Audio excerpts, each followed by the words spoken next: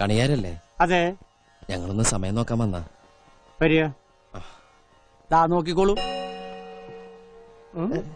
2:30 മണിയായി. പോയിക്കോളൂ. ഓ സന്തോഷമായി.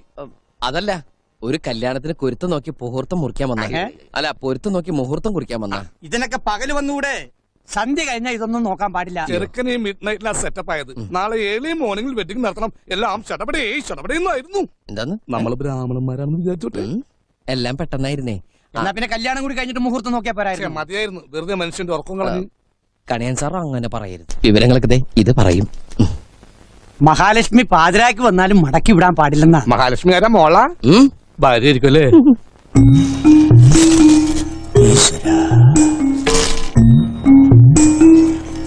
ജാതകങ്ങൾ തമ്മിൽ ചേർച്ചക്കുറവൊന്നും. ഓ സദാമാനോ. 10-7 പൊരുത്തവും ഉണ്ട്. പക്ഷേ ഒരു കുഴപ്പം കാണുന്നുണ്ടല്ലോ. ഇന്നത്തെ കാലത്ത് അതൊക്കെ നോക്കുമെന്നറിയില്ല. ആ കൈ ഇങ്ങോട്ട് നീട്ടിയേ, ഇതങ്ങോട്ട് പിടിക്കുക. ഇപ്പൊ എല്ലാം ശരിയായില്ലേ? ഉഷ്ണം ഉഷ്ണേന ശാന്തി കൃഷ്ണ എന്നാണല്ലോ ചൊല്ലേ. പുതിയ പഴഞ്ചൊല്ല കഴിഞ്ഞ ആഴ്ച റിലീസായുള്ളൂ.